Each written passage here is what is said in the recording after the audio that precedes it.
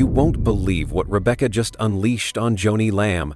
The simmering tension over Doug Weiss has finally boiled over, and Rebecca's explosive confrontation is sending shockwaves through the Daystar ministry. Secrets, family drama, and raw emotions come crashing down in a way no one saw coming. This isn't just another disagreement. It's a battle that could change everything. Don't miss the full story behind Rebecca's fierce stand. Rebecca Lamb's courage to speak out against her mother's decisions has been nothing short of remarkable.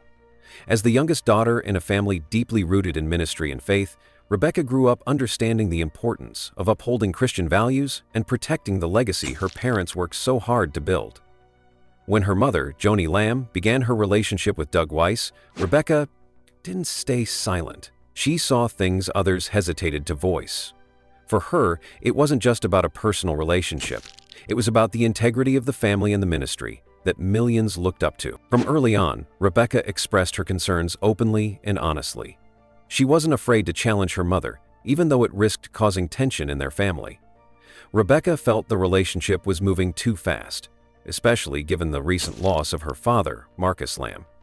She worried that the decisions being made would not only hurt family dynamics, but could damage the reputation of Daystar ministry, something she and her family had poured their hearts into. Rebecca understood that leadership in the Christian community comes with high expectations, not only to live out biblical principles personally, but also to model them publicly. Her willingness to speak truth, even when it meant standing against her own mother, showed a deep sense of responsibility. Rebecca believed she was protecting something bigger than herself, the spiritual legacy of her family and the trust of countless believers who followed their ministry.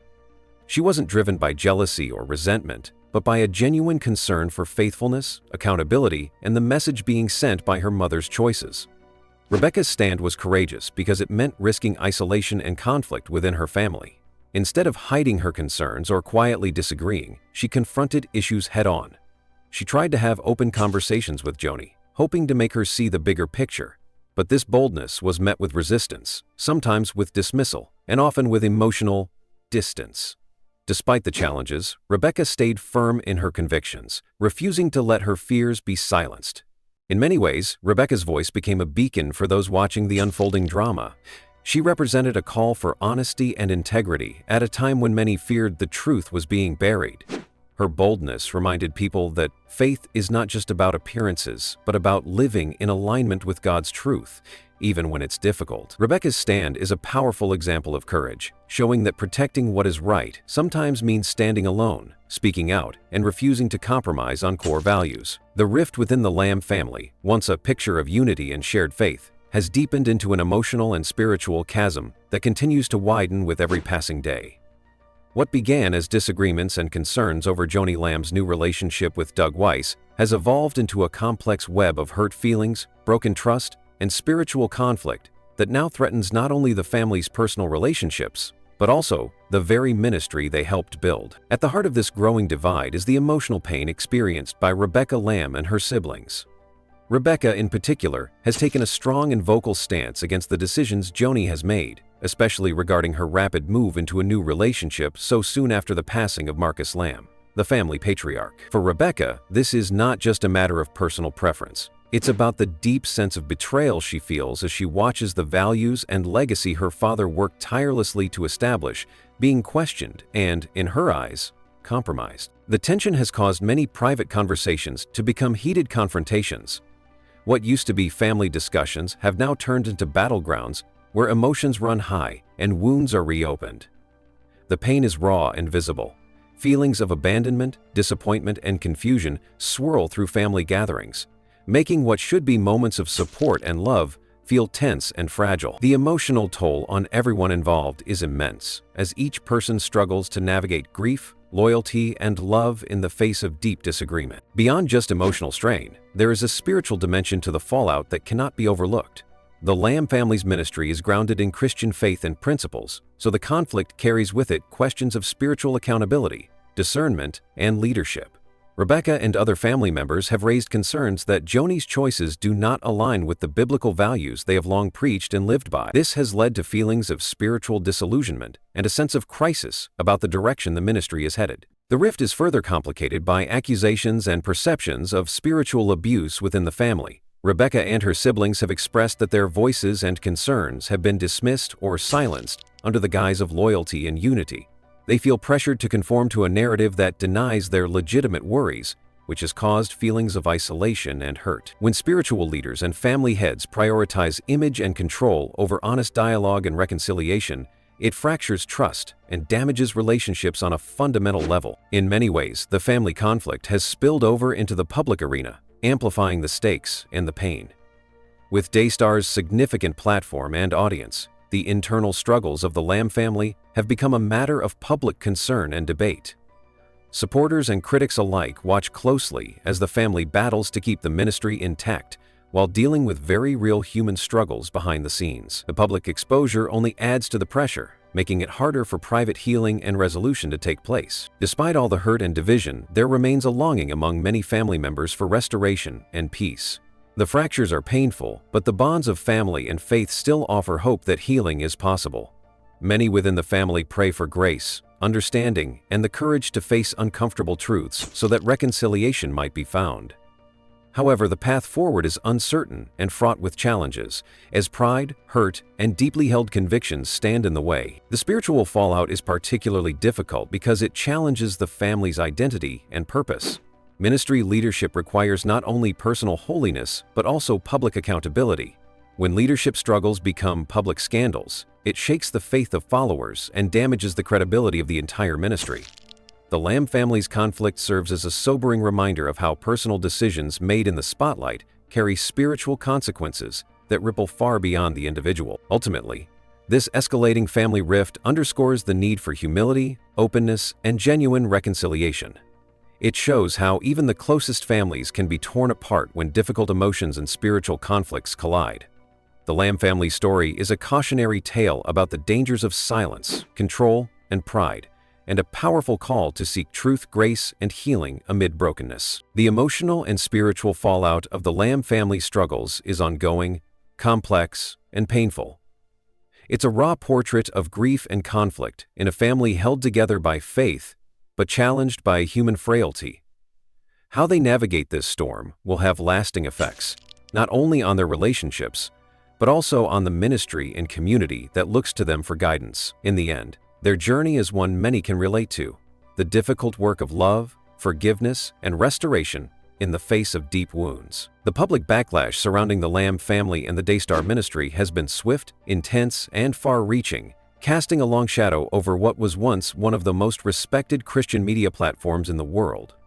This backlash is not just about personal grievances or family disputes. It strikes at the heart of the ministry's integrity, shaking the trust of millions who once looked to Daystar for spiritual guidance, inspiration, and hope. The ripple effects of this controversy threaten to undermine everything the ministry has built over decades, raising urgent questions about leadership, accountability, and the true meaning of Christian witness in times of crisis. At the center of the storm is Joni Lamb's relationship with Dr. Doug Weiss. What initially seemed like a private matter quickly became a public spectacle when questions arose about the timing, transparency, and appropriateness of their union.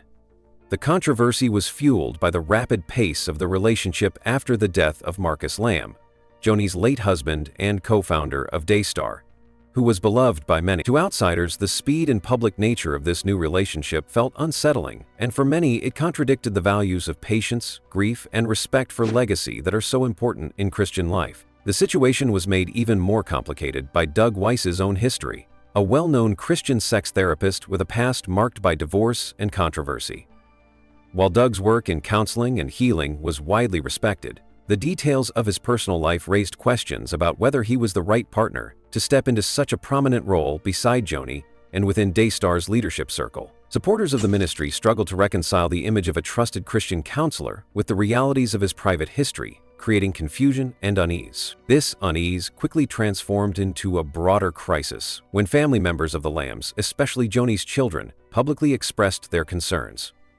Rebecca Lamb, the youngest daughter, emerged as a vocal critic, openly challenging the relationship and its implications for the family and ministry. Her courage to speak out, however, was met with resistance and eventually led to her being silenced through legal means, deepening the perception that the ministry was more focused on controlling the narrative than addressing legitimate concerns. The public saw these family disputes unfold in the media and social platforms, and the reaction was swift. Loyal Daystar viewers began questioning the authenticity of the ministry's teachings and the leadership's commitment to the values they espoused.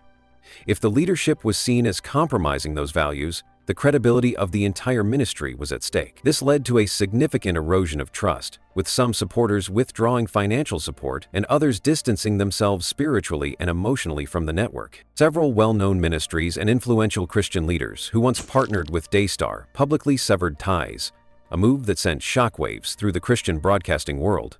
These departures were not made lightly. They represented a collective statement that the ministry was no longer aligned with the standards and principles that many expected. For the ministry, these losses meant more than just a reduction in programming or partnerships. They signaled a profound crisis of identity and purpose. Financially, the ministry faced challenges as well. Donations, which had once poured in with enthusiasm, slowed considerably. Many longtime supporters were hesitant to continue giving to an organization embroiled in controversy. The transparency of financial dealings was called into question, with allegations that funds were being misused or diverted to support personal lifestyles rather than ministry needs. Such accusations, whether fully proven or not, fueled further distrust and public skepticism. Moreover, the backlash exposed serious leadership failures. The handling of the situation by Joni Lamb and her closest advisors was seen by many as defensive, secretive, and lacking accountability. Instead of addressing concerns openly and honestly, the leadership often appeared to dismiss critics as enemies or troublemakers. This approach not only alienated supporters, but also deepened the divisions within the ministry and the wider Christian community. The public witnessed not just a family conflict but a spiritual crisis. Questions were raised about how Christian leaders should conduct themselves in times of personal difficulty and public scrutiny. The expectation for leaders to embody humility, integrity, and transparency felt unmet. As the controversies unfolded, some followers began to question the very foundations of what Daystar represented, wondering if the platform had become more about power and influence than true ministry. This loss of credibility also had a broader impact on the perception of Christian media as a whole. Daystar had been a flagship network, setting standards and shaping conversations in evangelical circles. Its troubles raised fears about the vulnerability of religious organizations to personal failings and the dangers of unchecked leadership. For many, it was a wake-up call to demand greater accountability, transparency, and spiritual maturity from those in positions of influence. Public discussions increasingly focused on the lessons to be learned from Daystar's fall from grace. People debated the importance of separating personal life from public ministry, the need for wise counsel and accountability structures, and the role of grace and forgiveness in leadership failures. Some called for reforms within the ministry, advocating for independent oversight and stronger mechanisms to prevent similar crises in the future. The fallout also led to deep soul-searching within the Christian community. Followers wrestled with how to reconcile their faith with the imperfections of their leaders. The scandal challenged the idea that spiritual leaders are flawless, reminding believers that everyone is fallible and that grace must extend to all, even in disappointment. It also raised questions about the responsibility of congregants to hold leaders accountable while maintaining love and respect. In the midst of this turmoil, there remained a small but hopeful voice calling for healing and restoration. Many prayed that the Lamb family and Daystar ministry could find a way back to unity, transparency, and genuine faithfulness. They hoped that this painful chapter could serve as a catalyst for positive change, leading to a ministry that truly reflects the values it professes and rebuilds trust with its followers. Yet the path to recovery would be neither quick nor easy. The public backlash had left deep scars on the ministry's reputation and on the hearts of its supporters. Rebuilding would require honest reckoning with past mistakes, sincere apologies, and concrete actions demonstrating renewed commitment to integrity. It would also mean embracing accountability, allowing independent voices to help guide the ministry back to its core mission. As the controversy surrounding Joni Lamb, Doug Weiss, and Daystar continues to unfold, it stands as a sobering reminder of the fragile nature of public trust in spiritual leadership. The ministry's story is not just about scandal, but about the real consequences of leadership decisions on people's faith, relationships, and spiritual lives. For many, it is a cautionary tale of how quickly a ministry can unravel when personal choices overshadow the calling to serve with humility and truth. Ultimately, the public backlash and the questions it raises about ministry integrity challenge every Christian leader and follower to reflect deeply on what true faithfulness looks like. It calls for a recommitment to principles of transparency, accountability, and servant leadership. Only by confronting these challenges head-on can ministries hope to regain the trust that has been lost and continue to be a beacon of hope in a complex and often skeptical world. The story of Rebecca Lamb, the youngest daughter of Joni Lamb, is a deeply troubling chapter in what has become one of the most public and painful family conflicts within the Christian ministry world. What began as a daughter's courageous stand to protect her family's legacy and Christian values gradually shifted into a story of silence, legal pressure, and heartbreak. Rebecca's experience sheds light on the darker realities that can unfold behind the scenes in ministries under intense scrutiny, where truth is sometimes sacrificed to protect image, power, and control. Rebecca Lamb had never been one to shy away from speaking her mind, especially when it concerned the welfare of her family and the ministry founded by her late grandfather and carried on by her mother, Joni Lamb. From early on, Rebecca voiced her deep concerns about Joni's relationship with Dr. Doug Weiss, a relationship that many, including Rebecca, felt was moving too fast and had the potential to harm both the family's unity and the ministry's integrity. She was not simply airing personal grievances. She was sounding an alarm for the future of a legacy built on faith, commitment, and spiritual leadership. Her warnings, however, were met with resistance, dismissal, and eventually something far more serious, a legal silencing. The powerful and painful moment came when Rebecca was reportedly pressured to sign a non-disclosure agreement, NDA, a legal contract designed to prevent her from speaking publicly about the family's private struggles and the controversies surrounding Joni's decisions. This was no small matter. Signing an NDA meant that Rebecca, who had been outspoken and unafraid to challenge the status quo, was now being forced to keep quiet under threat of legal consequences. The implications of this legal pressure were profound. For someone who had been so vocal in holding leadership accountable and defending the family's values, being gagged legally was heartbreaking and isolating. It sent a chilling message not only to Rebecca, but to others within and outside the ministry. The truth could be silenced if it threatened those in power. The NDA was not merely a contract. It was a symbol of how deeply the family conflict had fractured and how desperately some were willing to go to maintain control and protect reputations. Rebecca's silence did not come easily or without cost. To the outside world, it looked like a sudden withdrawal, a quieting of one of the family's most passionate voices. But behind that silence was a story of someone forced into it, a daughter who had once been a fearless advocate, now bound by legal restraints. This shift left many people confused and concerned. Why would someone who cared so deeply about truth and accountability suddenly disappear from the conversation? The answer lay in the pressure and the weight of the NDA. Legal pressure in such family and ministry conflicts is often used as a tool of control. It's a way to avoid public scrutiny and uncomfortable questions. While NDAs can have legitimate uses in business and personal matters, their deployment in a context where a family member is trying to reveal serious concerns raises ethical and spiritual questions. In Rebecca's case, the NDA essentially turned her from a whistleblower into a silent observer, unable to share her perspective or defend her convictions. This legal silencing also had a broader impact on the ministry and its followers. Supporters who had looked up to the Lamb family for spiritual guidance began to see cracks in the public image they had long admired.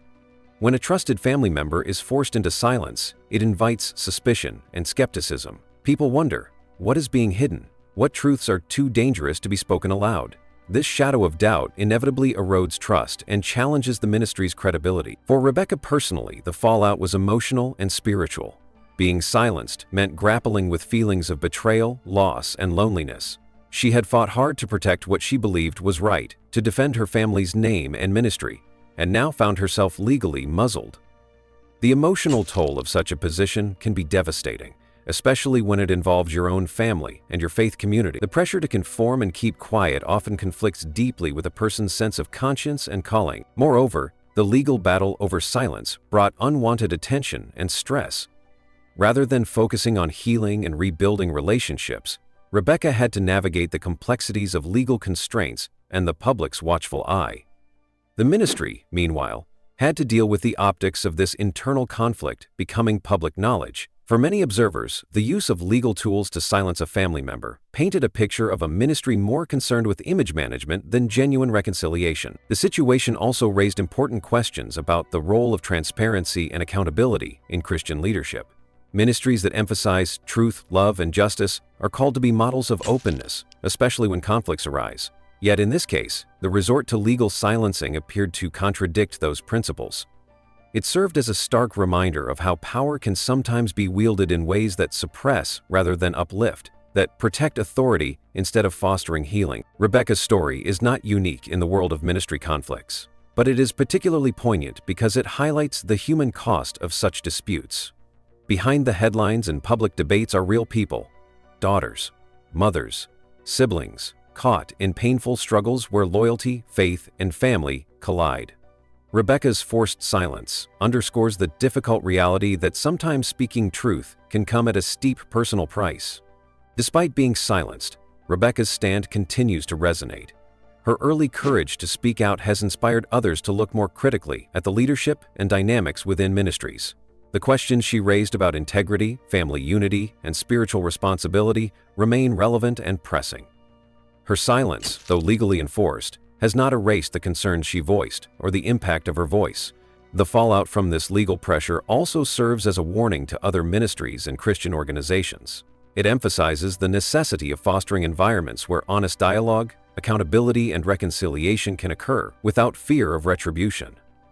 Leadership that prioritizes transparency and humility is essential to maintaining trust and fulfilling the ministry's true mission. For the broader Christian community, Rebecca's story is a call to prayerful reflection and action. It challenges believers to support those who courageously speak out for truth and to demand accountability from leaders.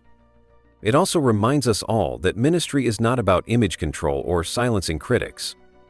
It's about faithfully following Christ's example of love, justice, and truth. Ultimately, the silencing of Rebecca Lamb is a chapter marked by pain but also by hope. Hope that one day the truth will be fully heard, that wounds will be healed, and that the ministry, once built on strong faith and integrity, can be restored. It is a reminder that even in moments of darkness and silence, the light of truth has a way of breaking through, calling for healing, restoration, and renewal.